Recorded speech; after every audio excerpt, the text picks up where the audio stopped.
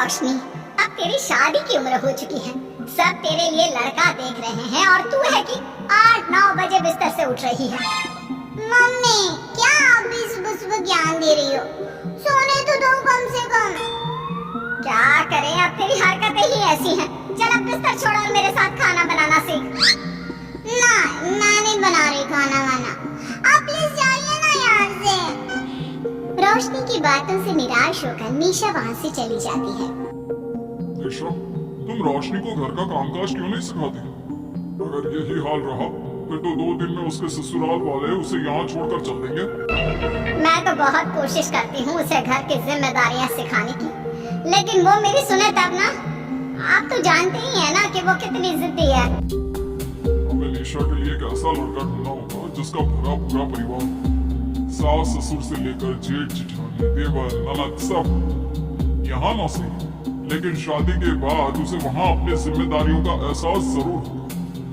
कुछ दिनों के बाद रोशनी का परिवार उसके लिए लड़का देखना शुरू कर देता है और एक दिन चिराग नाम का लड़का रोशनी को देखने अपने परिवार के साथ उसके घर पहुंच जाता है। देखिए भाई साहब, मैं पहले ही आपको बता देती हूँ, हमारा परिवार बहुत बड़ा है, इसलिए अगर आपकी लड़की हमारे घर की जिम्मेदारियाँ बिना नान नुपुर के उठा सकती है, तभी हम ये रिश्ता पक्का करेंगे। अरे ये भी कोई बोलने वाली बात है बहन जी। हमारी रोशनी आपके पूरे परिवार को बैठे बैठे खिला सकती है, इतनी जिम्मेदार है मेरी बेटी। अगर ऐसी बात है फिर तो हमें इस रिश्ते से कोई आपत्ति नहीं है। तो फिर जट मंगनी पट ब्याह के बारे में क्या ख्याल है? हाँ बिल्कुल, शादी में देर किस बात की?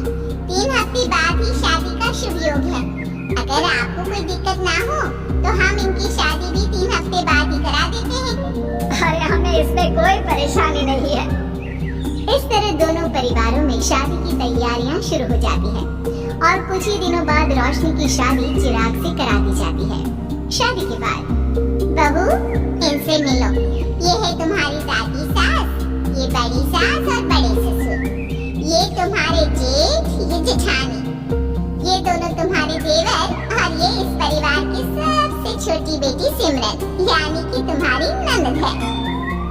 परिवार में इतने सारे लोगों को देखकर रोशनी का सर चकरा जाता है। वो अपना सर पकड़ लेती है और मन ही मन सोचने लगती है, हे भगवान, ये किस जन्म का बदला लिया है आपने मुझसे? मैंने क्या बिगाड़ा था आपका जो आपने मुझे ऐसा परिवार दिया? बेटा, किस सोच में पड़ गई तुम? और कितने लोग हैं आपके परिवार में? बस हम इतने ही लोग हैं बेटा, ज्यादा लंबा परिवार नहीं है हमारा। अब इससे लंबा और कितना बड़ा परिवार होगा आपका? ये ससुराल कम चिड़ियाघर ज्यादा लग रहा है। कुछ कहा क्या तुमने बेटा? नहीं मम्मी जी, वो मैं बहुत थकी हूँ, तो क्या अब मैं सोने जा सकती हूँ? हाँ क्यों नहीं बहू। चिराग, बहू को अंदर कमरे में लेकर जा। जी माँ। चिराग रोशनी को अंदर कमरे में लेकर जाता है। चिराग, मुझे यहाँ नहीं रहना, मुझे अलग रहना है। ये तुम क्या बोल रही हो रोशनी?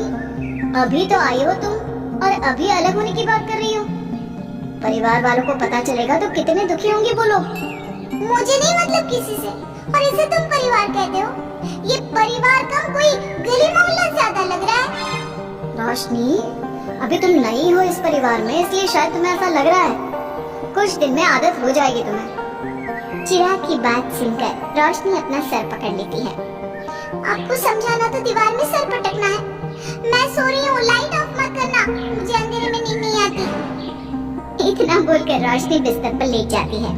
रोशनी को देखकर चिराग का मुंह खुला का खुला रह जाता है। वो भी पैर पटकते हुए बिस्तर के दूसरे कोने में अपना मुंह मोड़कर सो जाता है। अगले दिन, देवरानी जी, आप उठ भी जाइए, सुबह के 6 बज चुके हैं। सोने दो ना मम्मी, क्यों परेशान कर रही हो?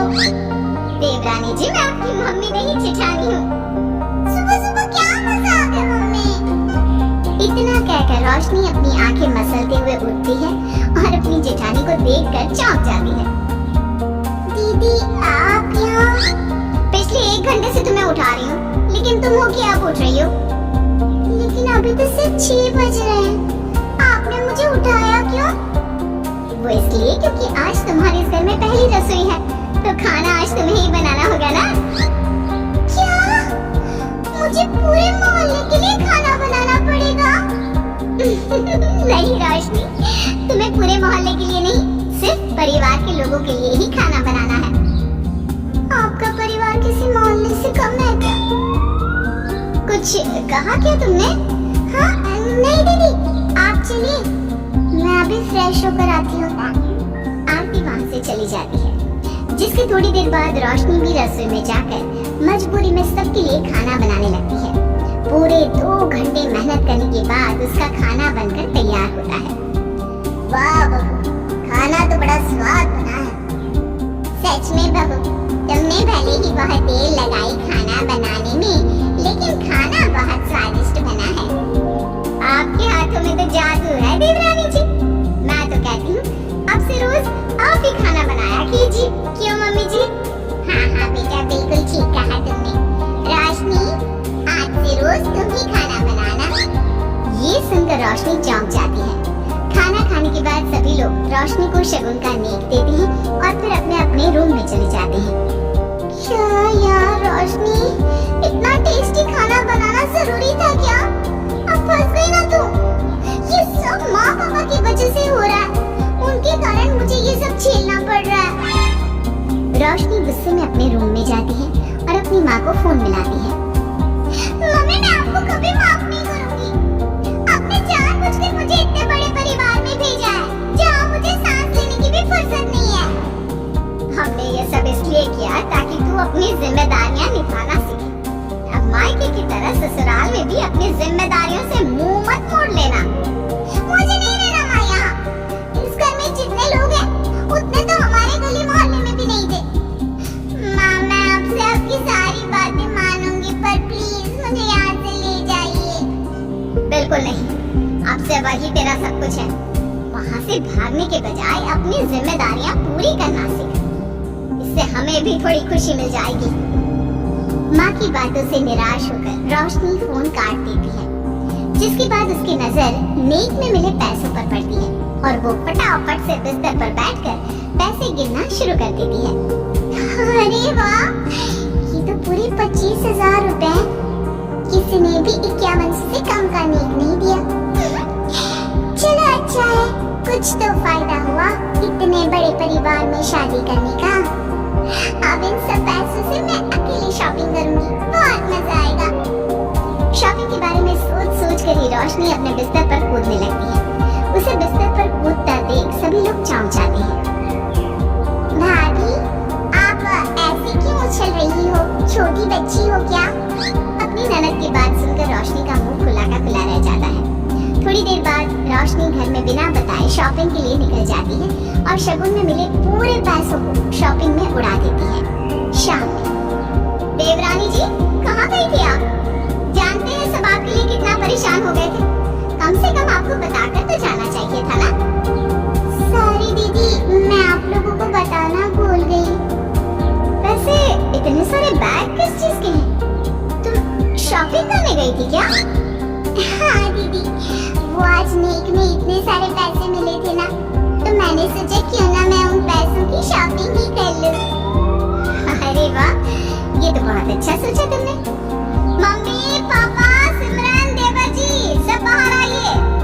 देखिए रोशनी हम सब के लिए क्या लाई है। रोशनी कुछ समझती उससे पहले ही वहाँ सब लोग आ जाते हैं। क्या हुआ आरती बहू, क्यों चिल्ला रही हो? अरे देखिए ना माँ, रोशनी हमारे लिए शॉपिंग करके आई है। वो देखिए, रोशनी हम सब के लिए कितने कपड़े लेकर आई है। आरती की बात सुनकर रोशनी के पैरों तले जमीन खिसक जाती है। उसके मुंह से एक शब्द तक नहीं निकलता। सच में भाभी, आप कितनी अच्छी हो। बेटा, हम सबके लिए तुझे खरीदारी करने की क्या जरूरत थी?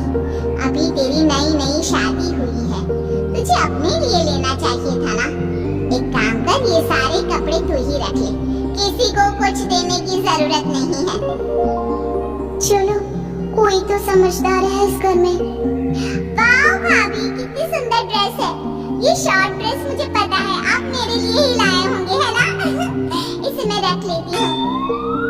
माँ, रोशनी इतने प्यार से सबके लिए कपड़े लेकर आई है, हमें मना नहीं करना चाहिए। तू सही बोल रही है बेटा, उसका मन रखने के लिए मैं ले लेती हूँ 1-2 साड़ियाँ। रोशनी झूठी मुस्कान लिए खड़े होकर सब देखती रहती है। देखते ही देखते उसके लाए सारे कपड़े घर वाले आपस में बांट लेते हैं और अब सिर्फ एक रुमाल को छोड़कर उसके पास कुछ नहीं बचता। अब ये रुमाल भी क्यों छोड़ा, इसे भी ले ही लेते। इतने में ही सिमरन रोशनी को आवाज देती है। भाभी, वो गलती से रुमाल रह गया है, क्या वो मुझे मिल सकता है? रोशनी वो रुमाल भी सिमरन को दे देती है। इतनी मेहनत से मैंने ये सब कुछ लिया था, लेकिन इन लोगों से मेरी खुशी बर्दाश्त नहीं हुई, कुछ भी नहीं छोड़ा। थोड़ी देर बाद रोशनी का पति भी वहां आ जाता है। मैंने सुना है आज तुमने सभी के लिए खरीदारी की है, तुम मेरे लिए कुछ लेकर नहीं आई? बस फिर क्या था, इतना सुनते ही रोशनी का पारा हाई हो जाता है और वो चिराग को घूरने लगती है जिससे चिराग डर के मारे वहां से खिसक जाता है। हाय रे, फूटी किस्मत मेरी, जो